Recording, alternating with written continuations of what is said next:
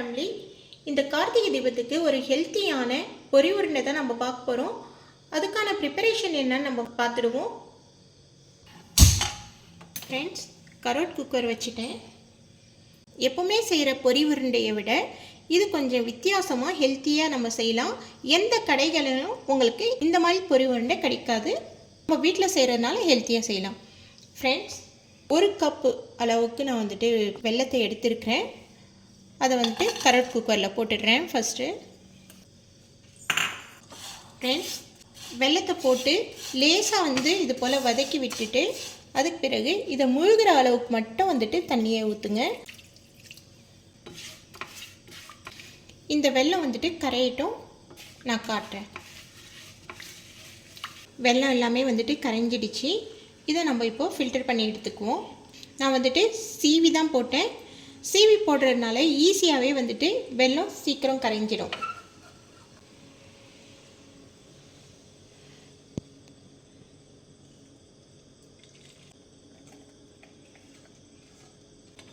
Friends, பாருங்கள், dust இருக்குது இதில்.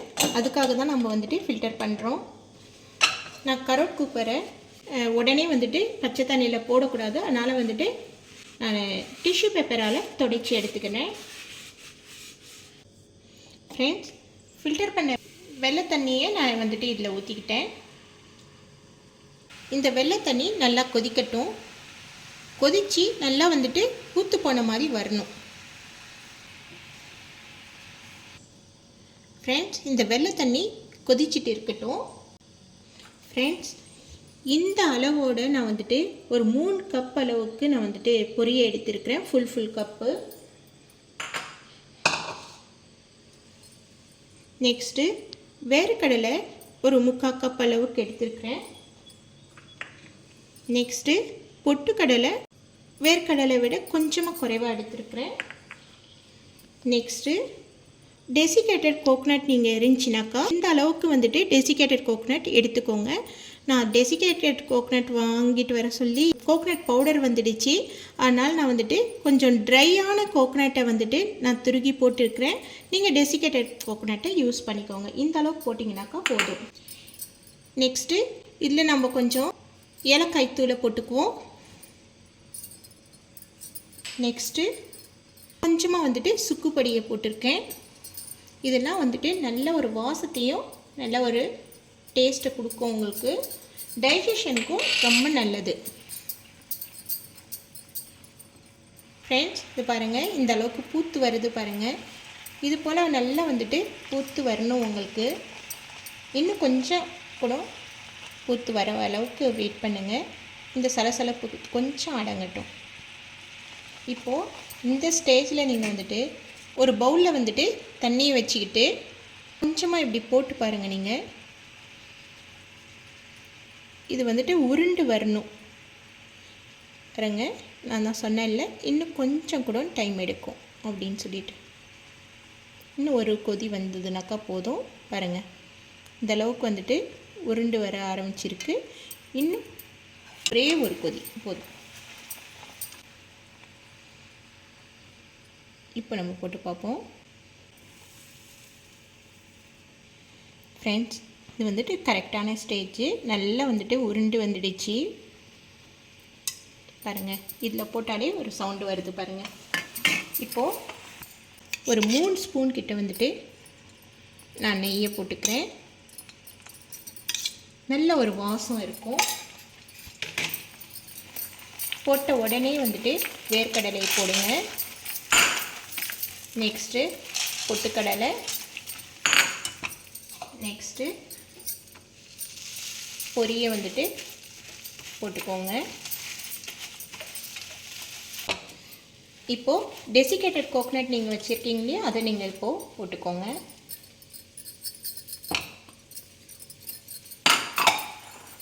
இப்போது போட்ட உடனே நீங்கள் அடுப்பை ஆஃப் பண்ணிவிடுங்க. இப்போது ஈவனாக கலந்து விடுங்க.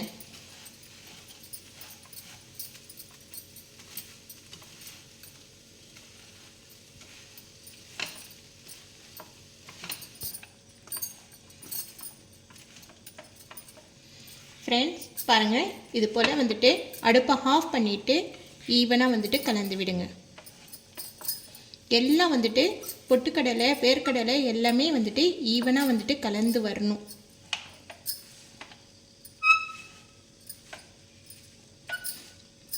நீங்கள் ஈவனாக கலக்கலைனாக்கா பொட்டுக்கடலை வேர்க்கடலை எல்லாமே கீழே வந்துட்டு டெபாசிட் ஆகி அப்படியே நின்றுடும் ஒரே எடுத்தாண்ட.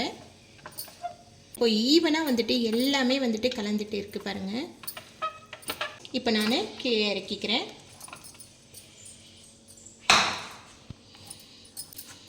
ஃப்ரெண்ட்ஸ், இப்போது சூடாக இருக்கும் போதே வந்துட்டு நீங்கள் எல்லாத்தையும் வந்துட்டு உருண்டையை பிடிச்சிடுங்க, இல்லைனாக்கா உதிரி உதிரியாக ஆகும்.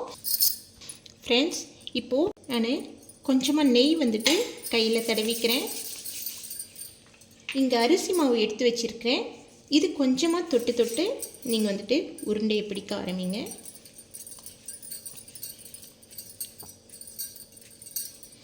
உங்களுக்கு வேணுன்ற சைஸில் நீங்கள் வந்துட்டு உருண்டையை பிடிச்சிக்கோங்க. பாருங்கள், இது போல் வந்துட்டு ஒன்றா இப்படி சேர்ந்து வரும். இப்படி பிடிச்சி வச்சுக்கோங்க எல்லாமே. ஃப்ரெண்ட்ஸ், நான் ஆல்ரெடி வந்துட்டு பொரி உருண்டை வந்து கொடுத்துருக்குறேன். அது வெறும்னே கொடுத்துருந்தேன். ரொம்ப கிறிஸ்பியாக, ரொம்ப டேஸ்டியாக, ரொம்ப நல்லா இருக்கும். கண்டிப்பாக வந்துட்டு ட்ரை பண்ணி பாருங்கள். இது போல் செய்யும்போது நம்மளுக்கு ப்ரோட்டீனும் வந்துட்டு சேர்ந்து கிடைக்கும். குழந்தைங்களுக்கும் வந்துட்டு ஹெல்த்தியான ஒரு ஸ்நாக்ஸாக இருக்கும். ஃப்ரெண்ட்ஸ், நம்மளுடைய சூப்பரான ஹெல்த்தியான பொரி உருண்டை வந்துட்டு இந்த கார்த்திகை தீபத்துக்கு சூப்பராக ரெடி ஆகிடுச்சு. இதை நீங்களும் வந்துட்டு ட்ரை பண்ணி பாருங்கள். ட்ரை பண்ணி பார்த்து எப்படி வந்தது அப்படின்னு சொல்லிட்டு கமெண்ட்ஸ் பண்ணுங்கள், லைக் பண்ணுங்கள், ஷேர் பண்ணுங்கள், சப்ஸ்கிரைப் பண்ணி நோட்டிஃபிகேஷன் பட்டனை ப்ரெஸ் பண்ணுங்கள். ஓகே ஃப்ரெண்ட்ஸ், நான் அடுத்த வீடியோவில் சந்திக்கிறேன். பை. தேங்க்யூ.